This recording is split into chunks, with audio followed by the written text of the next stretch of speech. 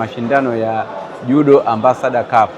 Haya mashindano ya Judo Ambassador Cup yameasisiwa na ubalozi wa Japani nchini Tanzania kwa lengo la kuweza kuunyanyua mchezo wa judo hapa nchini.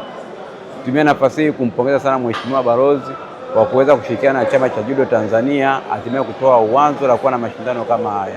Lengo la mashindano ilikuwa ni kuibua vipaji, kuviendeleza, lakini pia kuunda timu ya taifa kupitia wale wana michezo ambao wameibuka washindi leo kupata medali za dhahabu na nyinginezo.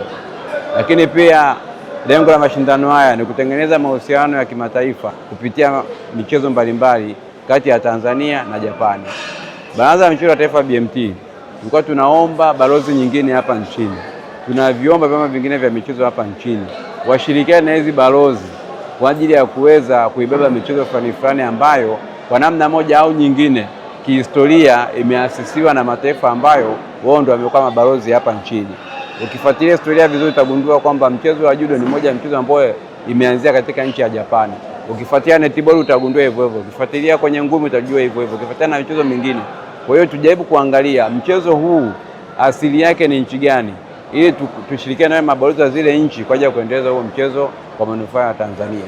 Lakini pia natumia nafasi hii kuwaomba wadhamini mbalimbali, wadau wa michezo waweze kushirikiana na balozi wa Japani kwa hapo mwakani atakapoandaa mashindano kama haya, wasapoti kwa kadri wanavyoweza, ili tuwe tuna vifaa vya kutosha, tuwe tuna rasilimali fedha, tuongeze hata zawadi kwa washindi, isiwe tu ni medali na zawadi nyingine, iwe pia ni fedha taslimu kwa ajili ya kuweza kukidhi maisha ya wanamichezo wetu.